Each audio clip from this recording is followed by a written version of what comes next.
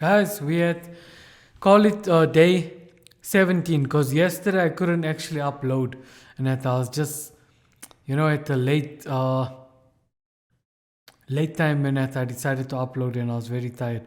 So yeah guys, I'll try and not skip, but I just want to encourage you guys, once you make a decision, there's no need to, fight alcohol anymore because you made a decision.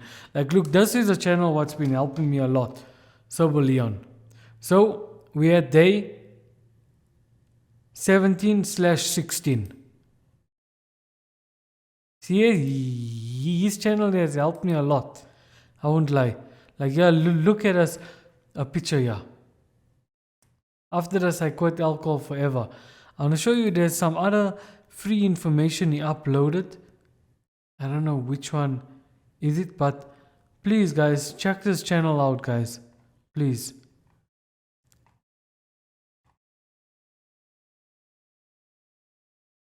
Quit alcohol forever. Okay, so let's... Why is alcohol ruining your life?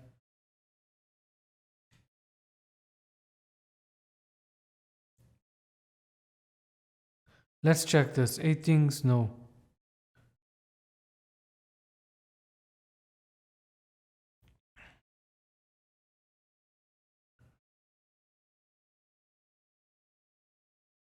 See, also another thing, I want to say, what I also want to encourage. There are thousands of drinkers out. See, what I want to encourage. AA is like a waste of time. Don't go to it because what they'll do, I don't like the way they deal with things. And I downloaded the other app, then I was like, nah, because what they say, I'm an alcoholic, this and that. And it's more of willpower. They want you to stop. It's more of willpower. Now, this guy, Leon, if you look here, no willpower, no AA, nothing. You need to view alcohol in a different way. Now let's watch this video. So then after then, yeah, we can end the video. So today also the title will be no AA needed, no willpower needed to quit alcohol. None of that, it's a whole bunch of BS.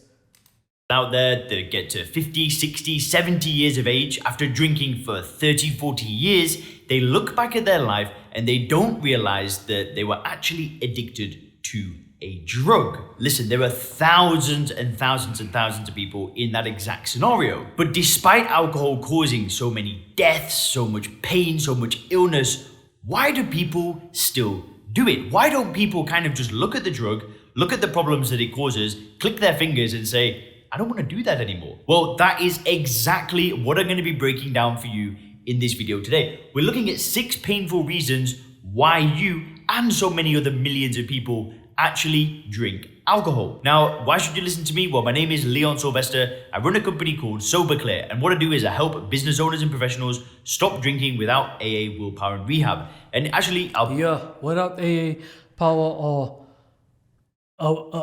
without AA or rehab or willpower.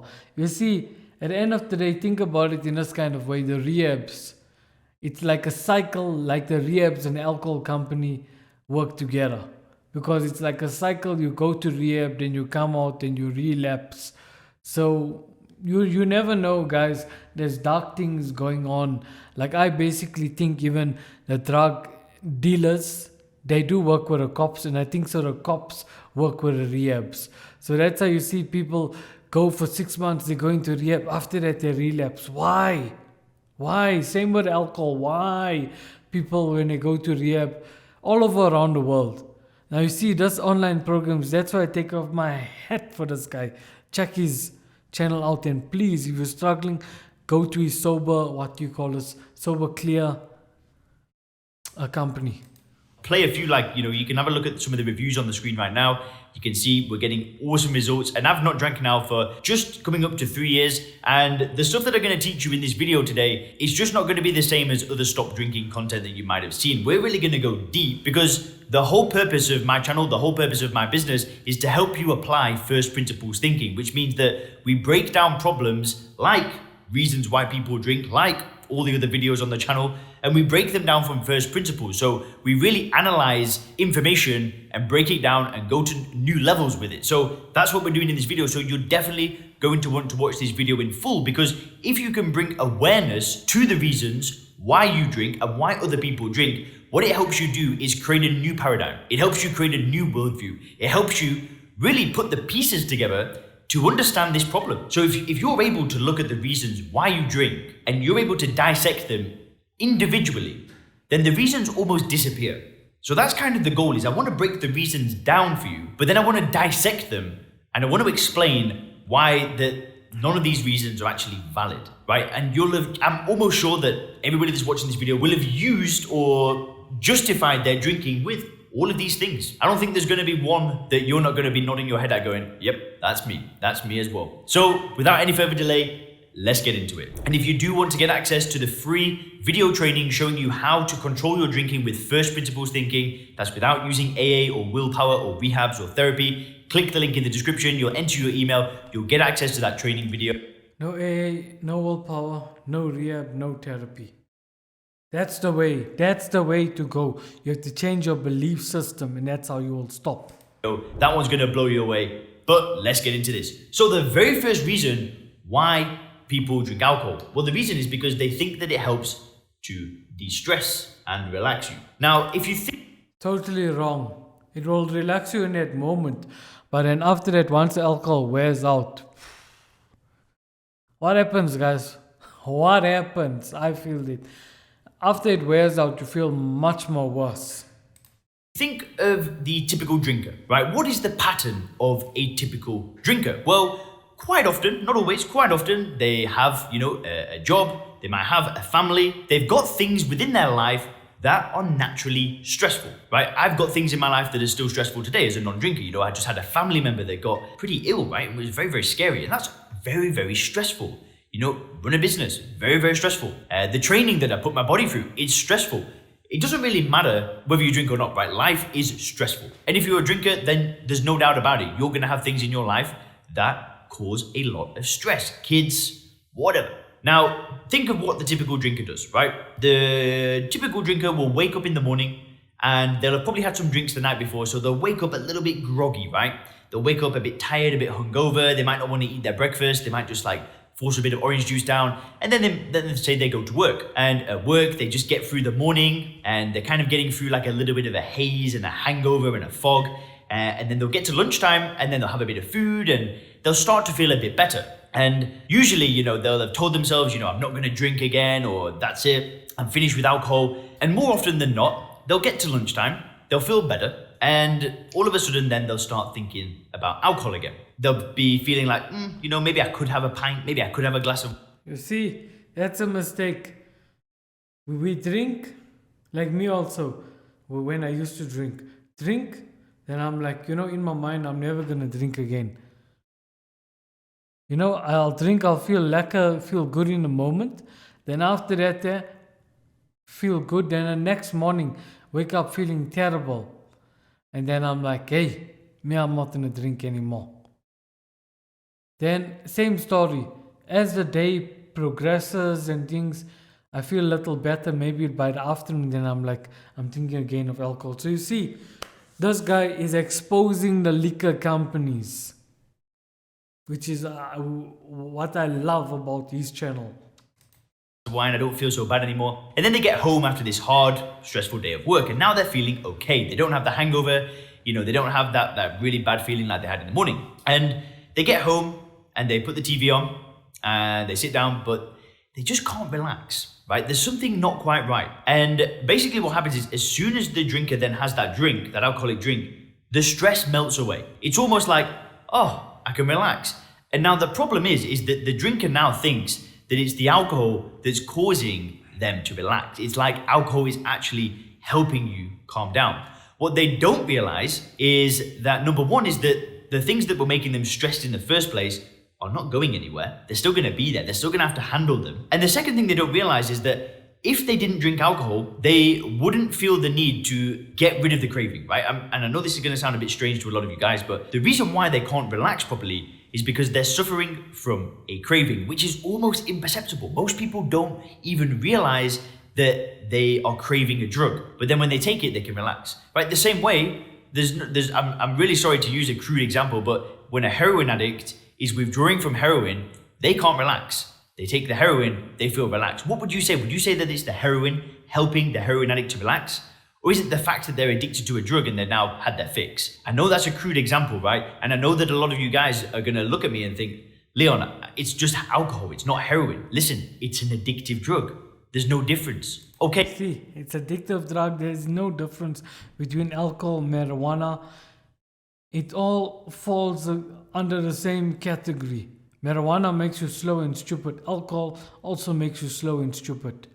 It basically, your reflexes, it slows down your reflexes and it makes some part of the brain, your hippocampus, slow, and it messes up your nervous system. Hey, the difference is that we're not conditioned to see heroin as a good thing. We know that heroin is a damn bad drug that causes so much pain, but we don't see alcohol the same way. Well, of course, we will do to some certain degrees, but most people don't see alcohol that way. But at the same time, it is a drug, right? And this idea that alcohol is helping you de-stress and helping you relax is ludicrous. It does nothing to help you relax. It does nothing to de-stress you. And the only reason why you're drinking it does nothing to de-stress you. It does nothing to relax you. So whoever's watching this, they must get it in their head, because now I got it in my head. I view it as a poison, and I view there's absolutely zero benefits. It only helped me to relax, nothing. So what do I benefit from it? I'll drink it, then I'll piss it down the drain after that. What do I gain from drinking this terrible toxic poison? Nothing. So guys, it's not hard to stop. My mind is already made up. it is because you want to feel how a non-drinker feels all of the time, right? I don't need alcohol to help me relax. If I feel stressed and I drink alcohol, is that stressful situation going to change? No, of course not. When my family member was poorly, if I drank alcohol, would that change the situation? Absolutely not. So this idea that alcohol is helping you de-stress, helping you relax, I'm sorry, but it's ludicrous. It's just not true. And this is massive. I'm telling you, millions of drinkers out there believe that it is helping them relax. Right, I'll tell you what helps you relax. Going for a walk on the beach, switching your phone off, You see, going for a walk on the beach, like I'll go to nature or else I'll take a walk on the street. See, going for a walk on the beach, switching your phone off. You see, there's a great advice. a long bath, going for a massage. These are things that genuinely relax you, right? Taking a drug and prolonging an addiction is not helping you relax. Sorry to sound brutal, but this is what it's all about. I'm sorry, but for some people, this is life or death. If they don't kind of realize this, they're going to keep in that cycle for years. So anyway, the next thing that I want to touch on. See, if they don't realize that, they're going to keep in that cycle for years, and which is a sad thing. That's why this channel should be shared out, especially in countries like South Africa, like where we are, because it's messed up. The next reason why so many people drink alcohol is because they buy into the marketing. And when I say marketing, what I really mean is the imagery and what is portrayed to society when it comes to alcohol. Now, there's one of my mentors told me that the reason why anybody makes any purchase is because what they're trying to do is they're trying to align their current version of themselves with the person that they think that they are. Now, this is really quite an interesting way to look at things, because if you think of any purchase, right? Let's say like the businessman that buys the BMW or the Mercedes or, the flash car. Why do they buy that car? Well, it's because they're currently this version of them, and they think that the best version of them, or the version that they really see themselves as a successful person, would drive this car. That's why they make the purchase.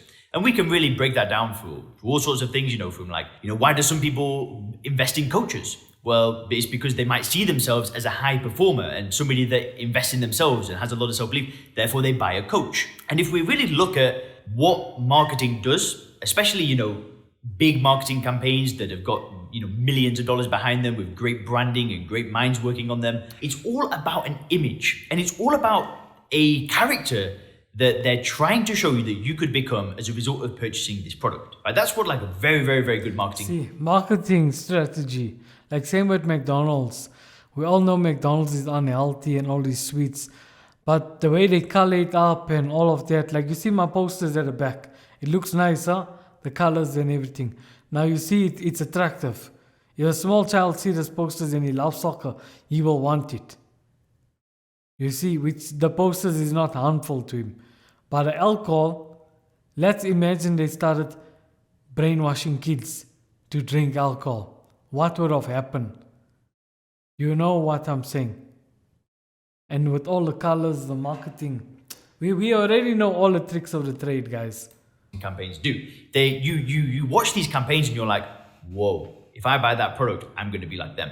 And that's why they get people like celebrities to endorse products and big influencers to endorse products and people that you respect and admire. And for example, sporting products as well. Like just think about like when Cristiano Ronaldo is promoting a football boot, you're kind of now associating yourself of buying a product that he promotes. So it gets you a bit closer to that kind of person, right? That kind of football player. Just like a random example. And when I say football, I mean soccer. I know a lot of people are American on this channel. Anyway, the point is, if we look at the way that alcohol is portrayed, what we get led to believe is that, let's say, for example, you've got like the typical guy that plays a lot of sport, and then he starts seeing marketing campaigns where alcohol is associated with lads and sporting success. So he can now buy this. See, that's what they do with the soccer, the football/soccer. Heineken is associated with them. I think so. They got a sponsorship. But at the end of the day, you see Thierry Henry, and that's not good. They're marketing a bad drug what's destroying millions of people's lives. This product, and now he's aligning himself with what's being portrayed in the marketing, right? It's like camaraderie and bravado and blah blah blah. This can also be the same for female advertising marketing campaigns where they show sophistication and glamour and luxury and sipping the wine and that kind of stuff. And then you might have like the whiskey campaigns that show sophistication again and suits and masculinity and if you buy this product you're going to align with these values.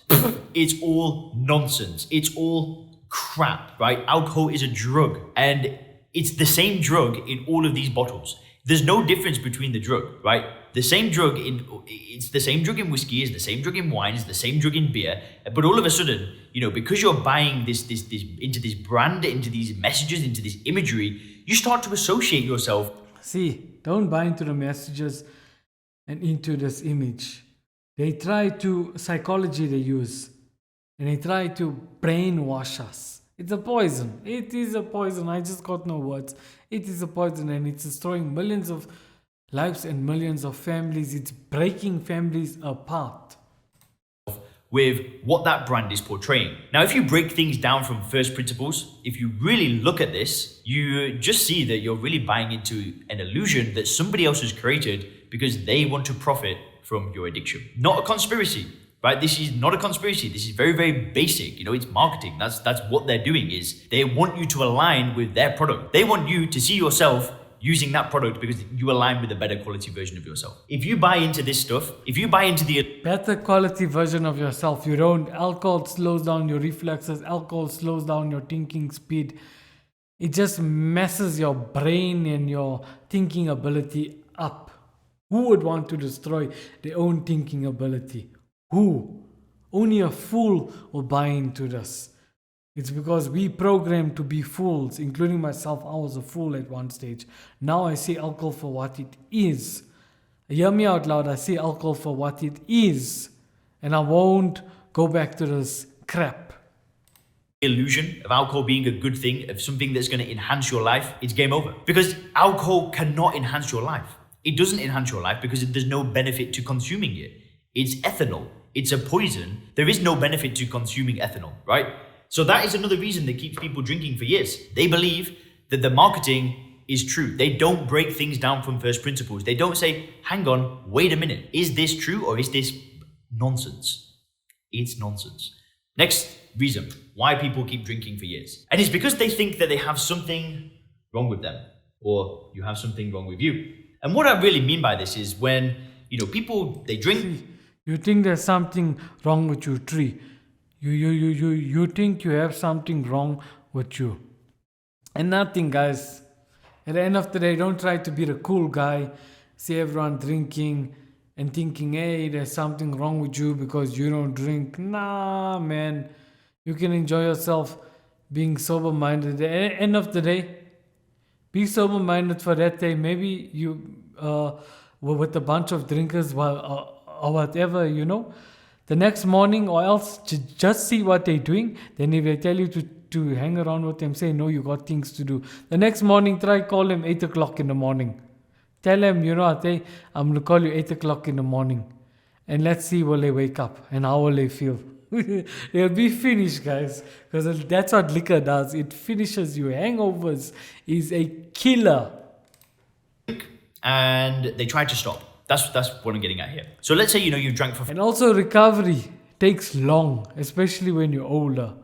This brain here, what you can't see, you damaging it inside big time. I already damaged mine. Now it's under repair. It's under construction. Because of liquor. Liquor is a curse. That's all I can say. 5 years. And you try to stop. And you last a month. And you drink again. And then you drink for 2 months. Then you stop again for 2 weeks. And then you drink for 6 months. And you stop again for a month. And you keep going through this cycle, right? Of like taking a week. That's the cycle what I was going through. Now, no more. It's the end. Week off, getting smashed for a month, 2 weeks off, joining a challenge, whatever. And what can sometimes happen for some people is they see other people around them stopping.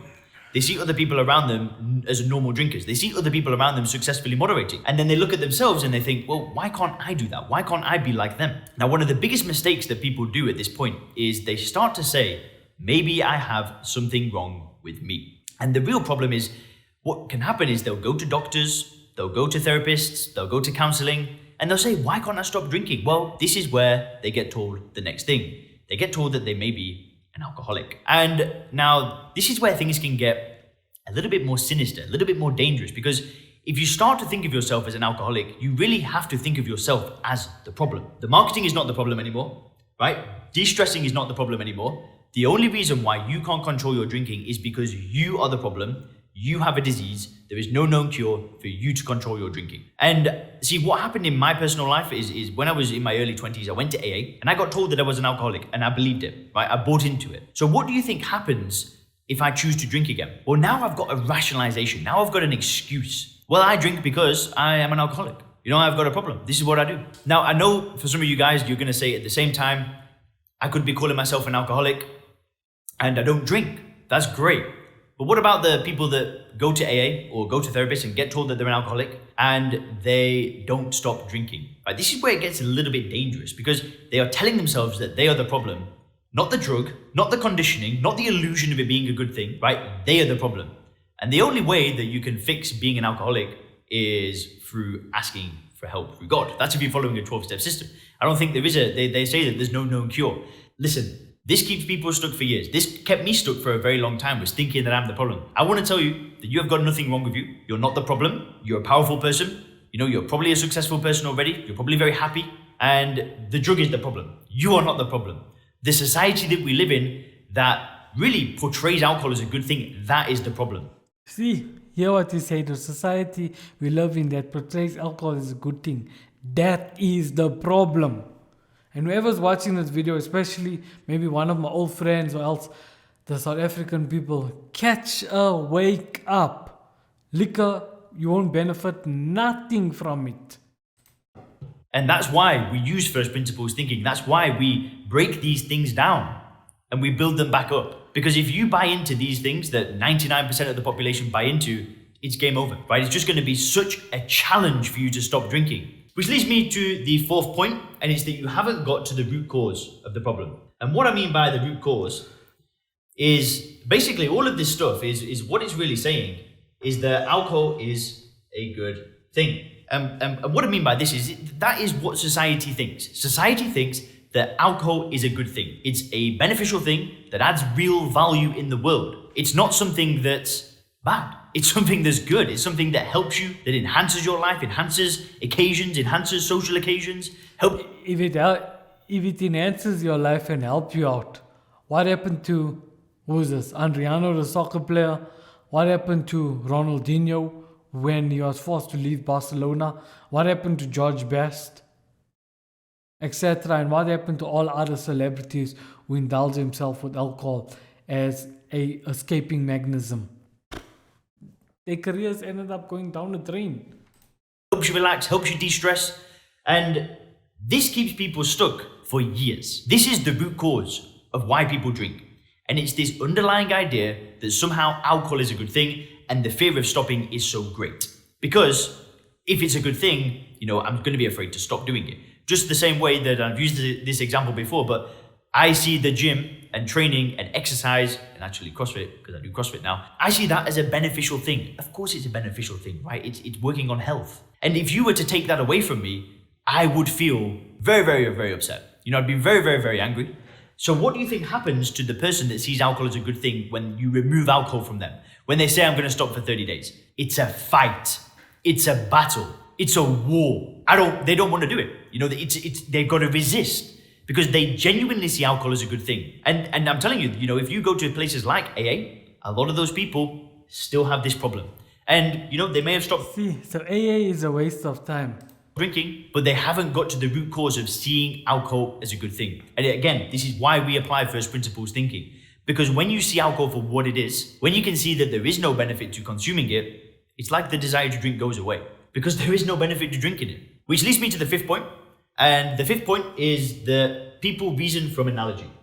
And this is it's basically a way for people to get conclusions, right? It's a way to solve problems. And what you do when you reason from analogy is rather than use critical thinking skills, is you basically use common sense. You ask society, you ask other people. And when it comes to alcohol, this is what we do. We say to society, how do I stop drinking? Well, you're going to get told that it's hard, it's difficult, you're going to need to relax. You're going to get told this kind of stuff, right? Why would you want to stop? Why don't you just have one or two? Maybe you're an alcoholic, maybe you're the problem. And when you reason from analogy, is you take this kind of information, you take it at face value, you don't look at it, and you buy into it. Now, this is a great way to solve problems. Sometimes it can be really good. It's a shortcut. It's a good way for you to get quick feedback on ideas and quick feedback on things. But when you've had a problem for many years and you're still reasoning from analogy, right, and the information that you're getting is not helping you, well, what do you think happens? The cycle continues, right? It just becomes so difficult to stop drinking. And it's because you're buying into the idea of alcohol being a good thing that's pushed to you from many different sources, from the media, to friends and family, to normal drinkers. They're all pushing this idea onto you. And then you're asking these same people, how do I stop drinking? And this is the information that you get. So reasoning from analogy is a little bit of a catastrophe. And it keeps people stuck because they don't use critical thinking skills. They don't break things down from first principles. And like I've said before, See, critical thinking skills, first principles.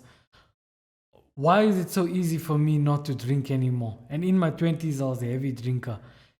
I basically stopped. In my 20s, I was a heavy drinker. When I was about 27, I stopped for 1 year. Then the next year after that, when I was 28, end of the year, I started drinking again when I was 28. End of the year, it was December 2018. So from there, in my 30s, like now I'm 34, I still carried on drinking. But during those years, from 28 up till now 34, I was an occasional drinker. I'll have a few beers now and there. December time comes, my birthday comes, maybe 5 times a year, and that was it. But I never felt that good every time I have maybe a few beers or whatever. Mentally, I won't feel good after that. And also, I was taking notice when I was drinking when I played chess once with our friend, I was just taking notice, reflexes, thinking speed wasn't good. So you see how you view alcohol using critical thinking, first principles, viewing it as a poison, viewing it, there's no benefits from it. There's zero benefits from it. You're not going to gain anything from it. All it's going to do is steal, and it's going to steal your money, it's going to steal your help, it's going to ruin your relationships with everyone around you. If you take that mindset and view it in that kind of way, then you will basically, it won't be hard for you to stop. It will be a piece of cake to stop then. like I said before, if you want Like to me, it's a walk in the park for me to stop alcohol. I don't need it anymore. learn more about reasoning from analogy and first principles thinking, make sure to click the training in the description. I'll break this down in a little bit more detail and show you how to apply first principles thinking there. But anyway, so this leads me to the sixth point. And the sixth point and the sixth reason why people continue to drink is because they didn't make the decision. And really, the decision is the most important thing. The most important thing that you can do on your journey to not drinking is the decision. And I don't mean dipping your toe in the water. I mean a commitment. It's going all in. When you go all in, everything changes. When you cut off all possibilities of failure, that is when things just click. That's when things can just go back to normal again and you can start getting on with your life. And really, you know, most people, when they're trying to stop drinking, is they don't make a decision. They just try. They try to stop. Instead of stopping, they try to stop for 30 days. They try to stop for 2 weeks. They give it a go. They give it a shot. Listen, I'm not giving this a shot. I'm done. I made a 100% commitment. The same way that I go to brush my teeth in the morning, I'm not going to back out of brushing my teeth once I've decided to do it. Not making the decision to stop drinking keeps people stuck for a very, very long time. And it's sad, but it's a fact. Anyway, hope you enjoyed this video. Have a great day. Please, guys, check out Sober Leon's channel. Here's all the information. Alright, cheers, guys. I will catch you guys in the next video. Tomorrow, if I'm not busy, I will upload again. Thank you, guys. We are day. Let me just double check here. It's Sober Leon's channel. Okay, we are day 17/16. Cheers, guys.